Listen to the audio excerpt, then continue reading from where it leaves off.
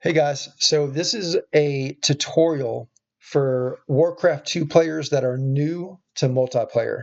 I'm going to cover the basics and just kind of build and explain what I'm doing. So here we go. First thing we want to do is build a town hall as close as possible to this gold mine. This is really critical. The closer your hall is to the gold mine, the faster the peasants will be able to run back and forth and get you gold. And we're going to see that's really important here in a minute. So we're going to let this build. And in fact, let me go ahead and speed it up a little bit so that we don't have to wait quite as much. That'll take effect after this building. But yeah, when this peasant pops out and is done building, we're going to build a farm right away. This is really important. We're going to build this farm as quickly and as close to this town hall as possible because that farm will give us the resources we need to build more peasants. And from there, everything else. So we'll give this a second here. And we're almost done. And I'll just kind of pause and explain things as I go so that we can learn as much as possible here. All right, peasants about to pop out. We're going to build a farm right away. You'll see that took almost no time at all, and that will make things faster, right? So if I had walked all the way over here and built a farm over here, then it would take longer, and we wouldn't be able to get another peasant out as quickly. As soon as this is done, we're going to build another peasant and send this guy to go build a barracks. Done. Okay, so we got another peasant building. We're going to walk over here and build a barracks. The barracks will let us build attacking units like footmen. So I've got a barracks going. I'm going to build another farm. Okay, we've got to keep farms and peasants going. You'll never stop making peasants the whole game is a good way to look at it. All right, so we've got a barracks, farms. I'm going to build a blacksmith now. The blacksmith will let me upgrade my units so that they're stronger. Another peasant. Okay, we're going to keep these farms going. We need as many peasants and units as possible, as quickly as possible. Okay, these guys are done. I'm going to start mining some gold. We need to get the gold going. So those guys are going to keep mining gold, and you'll see that we've got a nice close haul, so they'll mine as quickly as possible. Keep that going. And this barracks is done. We're going to crank out our first footman. So now we'll have an attacking unit, and we're going to send him on a scouting mission as soon as he's ready. And we'll talk more about that. Okay, let's pause real quick. All right, we've got our first footman. Now, you'll see there's this whole mini map. Okay, this is the whole map. Our enemies could be anywhere around here. So we need to find out as quickly as possible where they are. And we want to do that for two reasons. One, we just want to know where they are so we know where to direct our attacks and how to approach them. And two, by scouting them, we'll see what they're building, right? Are they building one barracks or two barracks? Like if we see two of these barracks, they're probably going to rush us with footmen or grunts, and we'll need to be prepared for that. Alternatively, they may be doing something different, like they might be trying to build bases in two different locations. So anyway, you want to scout just so you have information and know where to attack. Okay, so we're going to send him on his first scouting mission. We'll check over here in this corner first, and right away we're going to create more peons or peasants and more footmen. This is done. Let's upgrade our swords and get him on gold. Our farms are building. Okay, we've got to keep an eye on all this stuff at the same time. Okay, look, we've got a neighbor. The enemy is right near us, so we got to really step things up and build quickly. So let's keep these peasants going. We need as much gold as we can. We need more footmen. And let's pause. So when you're new, one of the best things you can do is wall off your base. Okay, so right now you'll see I've got this gap. I can come in and out of the base through this gap. But if you're new, the best thing you can do is close off access. Now, there's a couple things to think about here. If you close off access, that means you're locked in your base, okay? And you want to make sure that your attacking units are produced outside of your base. That way you can actually use them. If this footman was back here and locked in, he'd be useless. So let's talk about something really important to that. It's the building of units and how that works. So you'll see, I'm going to click on this real quick. Okay, that barracks and all buildings have a square around them. This is important because every single building that produces units will produce them so that they come out in the top left corner and then down and then to the right from there. So when this footman pops out, he's going to pop out in this top left corner because there's nothing blocking it, right? So he's going to pop out where he's supposed to. Now, if this footman was standing here, then he would pop out one spot down, and so on and so forth. So if something's blocking it, it will go to the next spot.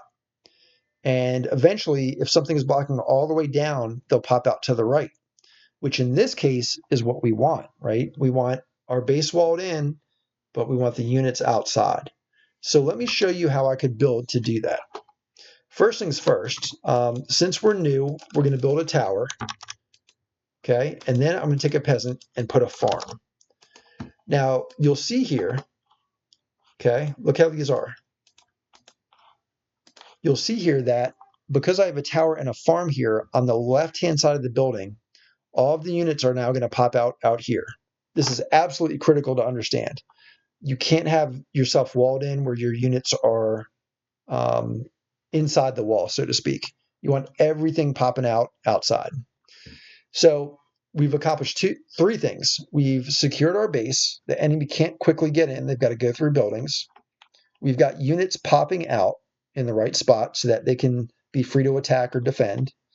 And we've got a cannon tower, or soon to be cannon tower, that is going to help defend our base with a powerful punch, right? So anyone that comes to attack here, they're going to get hit with a cannonball, and that does a ton of damage. So with just the building, we've done a lot of really good things that are going to help us be successful. Okay, let's play on. And sorry for all the pausing and stopping and starting, but it's critical stuff to know. All right, I'm going to upgrade this to a cannon tower. Not enough gold, okay? So you see why gold's so important. We need to get those peasants moving. All right, I don't have enough gold to make more units, so that's one of the things you'll have to manage is resources. Like you want to do everything at once, but you can't. Okay, here comes the first attack. He's level 1, we're level 2. We're good to go. Okay, I'm going to build a lumber mill down here because we are not producing wood. So I'm going to pull a couple guys just so you can see and put them on trees, and that will start producing lumber, which we're going to need to build. And this is a balance. When you have a lot of gold peasants and a lot of lumber peasants, that's kind of ideal. You want more resources than you know what to do with. And that's why you never, ever stop making peasants or peons, depending on your race, for the whole game. Just keep pumping them out. I can't tell you how important that is to do from the start.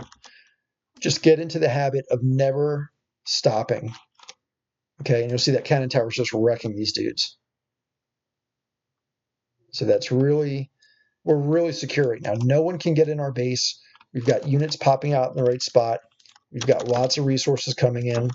And just generally speaking, we're in good shape. Now, the computers are really dumb in this game, so a human player is going to be much tougher. Now, I'm going to pause again. Once you discover the enemy's base, you want to do a little reconnaissance and see what they're doing. So you can see how they built, maybe where some weaknesses are, how to access them. You can learn a lot just from scouting. So I see that they have not built in a great way. It's kind of just random, and I can use that to my advantage later. In fact, let's go do an attack. This brings up another important point. A lot of people make the mistake when they're attacking of actually using the attack button. If you do that, you will get destroyed, and here's why. If you send units to attack using that button, all they're going to do is attack that one target. So anything else along the way, like the enemy's units or soldiers, they're just going to ignore and just take a ton of damage in the process. So there's a trick. you'll see this option to patrol. If you use patrol, it basically keeps all your units on alert, right? And anything from the enemy that gets in their path, they will attack and respond to. So when I attack, I'm going to use patrol. Watch what happens. They go right to it. I never clicked on that enemy, but because I used patrol, they attacked it. Let's see what we can do here. Okay, I'm going to try and get in and slaughter their peasants. See, they left an opening, right? We walled off our base. They did not. And look what's going to happen. I can get in and destroy them.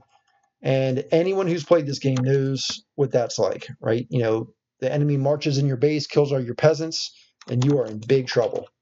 So I'm not going to sit here and watch. I have an opportunity now to do damage and keep working on my base. I'm going to start upgrading, get some more peasants, create more units, upgrade. Everything is going my way. And it's all because we built with good fundamentals and we're doing the right things. And it also helps that the computer's terrible. This is a lot harder than it looks. And I'm going really, really slow here. When you're playing good multiplayer humans, they're going to move incredibly fast. And as you would expect, they're much smarter and more capable. So that's the basics. There's a lot more to cover, upgrades,